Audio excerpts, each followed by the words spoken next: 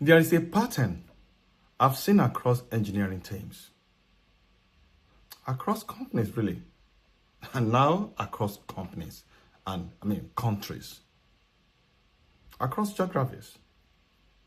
Some engineers work extremely hard, and yet they don't grow. They still don't grow. Not because they lack skill, not because they lack intelligence.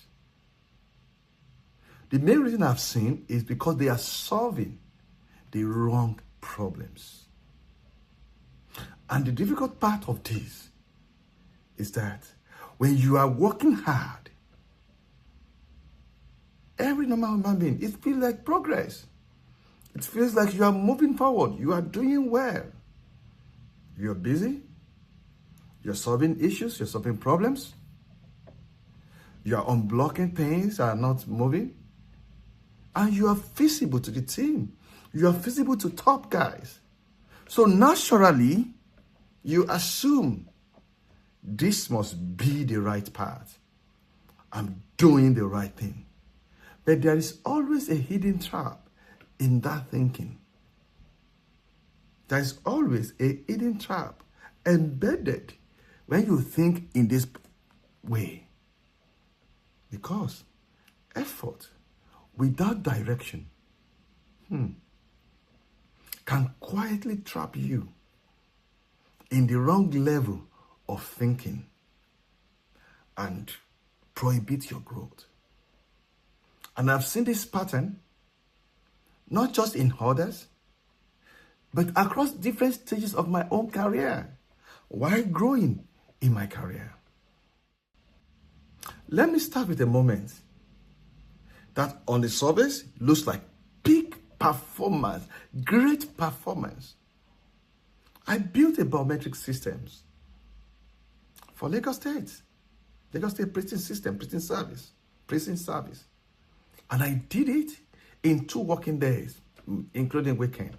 Meaning I started on Thursday, Friday, and Saturday, and I'm done.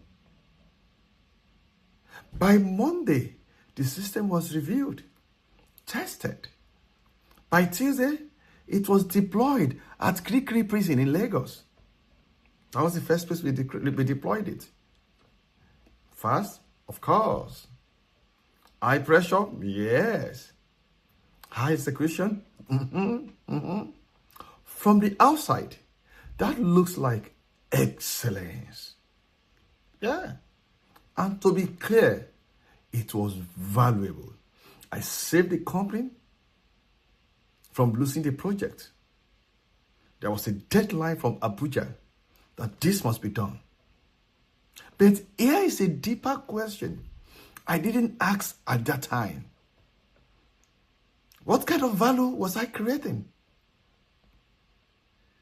How long will this system continue to run? What kind of, user base will it support? Speed and the kind of things that needs to be considered. Because there are different layers of value when it comes to engineering. At that point, I was operating at the execution layer. So, speed, very key to me, delivery, problem solving. Those are important. I'm not saying they're not, but they all come with hidden cost. There is always a hidden cost with those. Because when you operate primarily at the execution level, that execution level, you start to build your identity around speed. Samuel is fast. Samuel is a great engineer. Fast does not mean great. You become the person who fixes things quickly, who people comes to quickly. He will do it. Who responds immediately. Who is able to handle pressure. I can tell you, that Saturday, I worked, so the way it happened was that I didn't go to work on Thursday, Friday. I worked from home, and Saturday, I didn't go out. I worked also Saturday, just to make sure it was ready. And it was ready. I finished it in the night on Saturday. On Thursday to Friday, I worked overnight, just to make it, make sense. And people began to rely on me, because people begin to rely on you because you're fast. You have execution power. It feels good. It feels great. But here is the trap. When speed becomes your identity, you don't question what you're solving again, because that's your identity. You just want to solve problems. So you only focus on how fast you can solve it, how fast you can turn it around. And that is where many engineers get stuck and don't progress. Because the system keeps generating problems and you keep solving them. And those problems may not be even from your code. It might be from this entire system, the company itself. But what happens? Nothing fundamentally changes about what you are building, your design, your career. Execution is power. But execution has a ceiling where it can't go beyond. Because execution operates inside a system. Whatever system you have created, that is where execution operates. It doesn't question the system. Execution doesn't reshape the system. It works within the constraint that already exists within the system. If your engineering team has inherent problem, execution, no matter how fast, will still operate within the problem, and the problem will not go away. So if the system itself is flawed, execution just makes the flaws move faster. And this is where the real shift begins. Because at some point, you have to ask a different question. Not, how do I fix this quickly? How do I run? How do I solve this and get it out in 15 minutes or 1 hour? But the question you should be asking is, why does this problem exist in the first place? That question is uncomfortable because it slows you down and it can open up cans of worms that you don't need to be making decisions of what to do. And when you are used to speed, fast execution, like where I used to be, slowing down feels like losing value. But in reality, that is where higher level thinking begins. Now, let me be clear, because this is where the message can be misunderstood. This does not mean you should stop working hard. No, I'm not saying that. I'm not saying you should avoid deep technical work. No, far from it. In fact, the opposite is true. You must work harder, and you must have deep technical work done. Before you can think in systems, you must understand components. Yeah. Before you can think and choose the right problems, you must understand what problems actually look like in real system. So you need depth. You need real depth. You need to be able to put your hands down and understand and know. You need to debug. You need to build software. You need to build things by yourself. You need to write code. You need to see things fail. Failure of system is not a big deal. It's a learning ground. When system fails, you learn. Because that's how you develop the intuition, the mindset, and that. There is a distinction that people miss, even when they are thinking this way. The mistake is not working hard. No. The mistake is staying at the same level of thinking for too long. There are 4 stages of engineering growth. And let me break them down for you. It's very, very simple. There is a stage 1. It's execution stage. At this stage, you are learning. You are writing code. You are debugging. You are understanding how things work.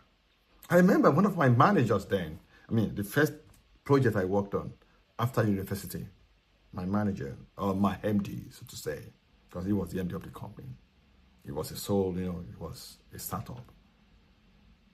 When I joined the company, it gave me a what I would call like a development framework. The way you see Angular JS, React, entity framework. It gave me a development framework he has been working around for me to build on top. That guy was a genius. Pelumi Adeniro. A big, great, mighty genius. But then, for me, it was, how do I learn this quickly? Debug fast, ship code, convince him that I can do it. So, when you are doing all of that, you're trying to understand how things work. So I was trying to understand how things work. At that stage, you should be hands-on, because I was. It's an execution stage. But you shouldn't stop there. There's another stage called reliability stage. That's the stage 2.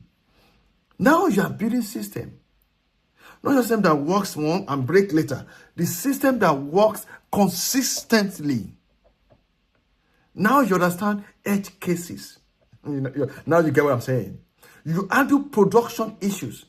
This happen. Remember then, this happen with, the system built for Premier Lotto. And you have to debug, you have to log into their database, real-time database, and do things. Yeah, that's what we're talking about. That is where your depth is tested. But you still have to move on. You can't stay in that stage. You have to go to the next stage. Pattern recognition. Stage 3. Pattern recognition. You start seeing patterns. You see this failure, you see this development, you see this, you start seeing patterns. He saw patterns. And that was why he created that framework for me. All this framework you see today, they came out of patterns that people have learned over years. You start seeing patterns. You start seeing recording failures.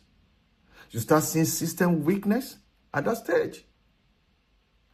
Dependencies, you start looking, begin to understand what dependencies means across components. That's at that stage 3, pattern recognition. But you still must not stop at that stage. You must go to architecture stage, because that's the big stage, that's the great stage. When you get to architecture stage, then you can relax. Even then, you shouldn't relax. Now, at architecture stage, your thinking changes. The way you see problems changes. The way you solve problems changes. You're no longer just solving problems. You are making decisions. You are deciding which problems matter to be solved. What should we push forward? What should we drop out of the bucket? That is, which problems should not exist at all? How should this system behave? How many, users am I expecting? How many transactions are going to go through it? You start thinking in that perspective. I'll give you an example. I've seen a system built to be used just by 2 clinicians as a goal, because goal will be used in one treatment room. And when I look at the kind of technology that's been put into this system, I shudder. I ask myself, who are the architects? If you're building a system for 2 people to use, because the argument was, because there are systems, and you want to be able to receive events from the system as they are happening. But even with that, you can still make sure you have limited technologies bring together to achieve your goal. You don't build such a system like you will build a Twitter. No. Or a Netflix. No. It becomes too big. So here's the key point where I'm driving at. You cannot skip depth and jump to architecture. But you also cannot stay in execution forever. Unexpected growth. So like I was saying, my role started to evolve. Not suddenly, not at all, not dramatically. But it started to change. But between you and I, when my role started to evolve, that I don't have to code any longer, I have to focus on architecture, I felt very uncomfortable. I designed and architected the visitor tracker system that's being used today in Zenith Bank and Civic Towers. It was first deployed in Civic Towers, then we moved to Zenith Bank to deploy it. On paper, that sounds like progress, and it was really. But internally, within me, it didn't feel like progress at all. At first. At the end, I realized that, yeah. Because something has changed. I was no longer the one building the system, writing the code. And if you have ever been deeply hands-on, that you have shown out many solutions. I remember the first loan system when it comes to, the telecommunications giants in Nigeria, Swift Network, MTN and the likes. The first loan system, I built it. Working with one very great, I would call him a product director called, Phillips Shonibare. That man is so, intelligent. With a lady, I can't remember the name of the lady. Yeah. So that's how hands-on I was. That change was very uncomfortable for me. No longer building the system. I used to be the one to put it out in the code. Wake up 3 a.m., put it out in the code. I remember a day I was solving a problem and I couldn't solve it. And I went to the toilet 3 a.m. in the night and I remembered. And I picked up my laptop and I started coding. That was who I am. And if you have been in this place, deeply hands-on, you will understand the tension. And it's not because you're not coding, not touching the code. Because when you're not writing the code, it can feel like, am I going to be relevant again? Am I not going to lose my relevance? Will people still respect me? You start asking yourself questions like, am I still contributing enough? Am I not becoming too far from the technical details? Am I still saying, super up there? Am I becoming less of an engineer? Yeah, that's where you begin to think. Am I becoming less of an engineer? Does it look like I'm losing it? I'm not part of the, I'm not moving. And that discomfort is real. And it's one of the reasons many engineers struggle to transition away from execution level. Yeah. Because their identity is tied to building. But here's what I started to realize. I wasn't doing less when I started that. I was doing something different and, empowering many to move faster than the way they would have moved. The nature of my work changed. So instead of writing logic, I was defining structure. I had to think about several things. Where the system begins, where it ends, what happens in between those start and end of the system, how different parts of the system interact, the UI, the backend, the database, what architecture should we follow, what discipline should I bring on board, so the system is maintainable, not at code level even, at system level. And this is where architecture starts becoming real. The shift in responsibility was so great. And here's the key difference. When you write code, you are responsible for correctness. But when you devise systems, you are responsible for behavior. That's much more heavier responsibility. It's a much more heavier responsibility. Because behavior emerges from multiple components, not one. And we all know that many of the systems, all systems have various components. Some have database, some have integration into some, IoT devices. So not just one function. Now you're talking about the components. So the questions change. Not, is this logic correct? No. But will this system behave consistently over time? What happens at the boundaries of the systems? What happens when inputs are unexpected? Will the system break? Will it blow in the face of the user? So boundaries became everything. And one of the biggest shifts for me was understanding those boundaries. And thank God for my career. From my first job, I've been working from architecture perspective. Because the people I've worked, maybe work in a startup, you're solving problems. Yes, you are in the section, but you are learning architecture because you're working directly with head of engineering. So that really helped me a lot. So one of the biggest for me was that boundary. Where does one responsibility and another begin? Where does this one end? Where does this one start? The responsibility between boundaries. Because most systems, the issues they have don't happen inside individual components. They happen between components, between their entry and validation. Entry and validation, it happens there.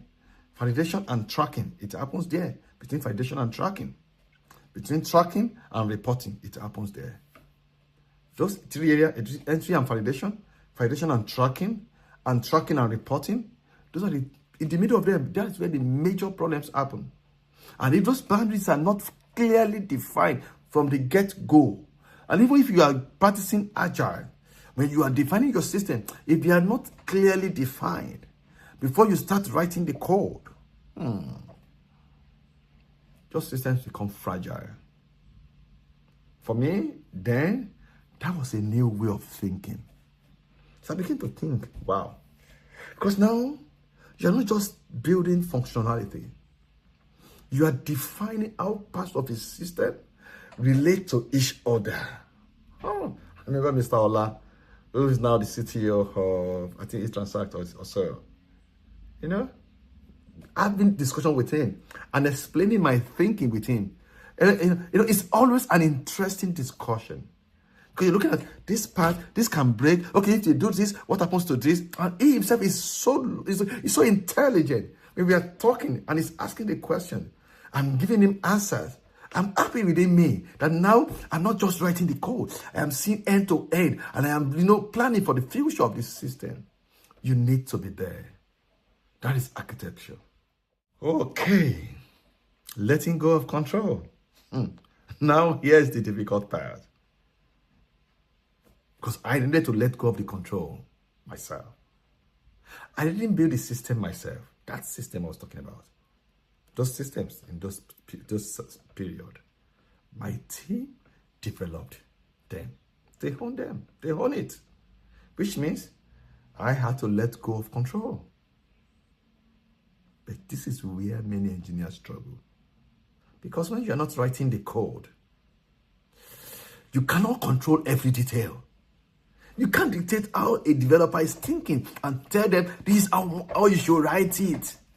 Why did you use if then else? You should have used switch case. No, you can't get to that level any longer. They make those decisions. You create the rules for them to follow. So you have to trust the system you defined. You have to trust the development guide you have provided. And then you must trust the people building the system. That is uncomfortable. Ask many engineers today. They are still at execution level. They can't progress. Why? Because now your success and your progress depends on clarity of your thinking. Many are still thinking in that old way. Clarity of your decision, quality of your decision, and the strength of your structure that you have created, your design. Now, not how fast you can fix something, you can solve problems. And the first real realization for me is where something clicked. I saw it clearly. The system will behave exactly as it is designed, not as it is intended. I want to say that again. the system will behave exactly as it is designed, not as it is intended. It's a powerful shift, and you must understand that shift. Because intention is not enough. It is what you design that matters. Oh, I intend to work this way. Yeah, it work that way if you design it that way. Clarity is everything. If your structure is weak, when you design your system, if your boundaries are unclear, if your boundaries are unclear, and the system will expose it all. It will expose your boundaries, it will expose everything. If your assumptions are wrong, the system will expose it. And if your assumptions are wrong, you're not going to fix them by coding faster. No. You must fix the system itself, the design. And that was the first time I truly felt the shift from I build systems, I code fast, I'm a good programmer, to I define how system should exist. That's a completely different identity. Yeah. Because I designed it, I define it, I don't touch the code. And it's subtle, it's very subtle. Because from the outside, it may look like you are doing less. Yeah. But in reality, if you are going to be sincere, you are actually operating at a deeper layer. Not at the face of execution, no. Deeper layer. Thinking for the executors. Preparing for the next level. What I didn't fully realize at that time was that this shift, that shift for me, was preparing me for something bigger.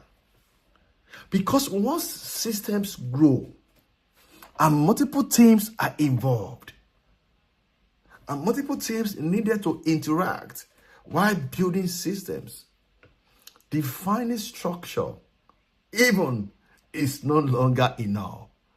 You now have to start thinking about other things like alignment. This team are building this team are building this team are building this. Alignment.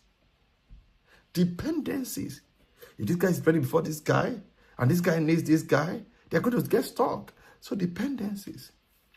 System-wide behavior. Failure across boundaries. And that is where the next level begins.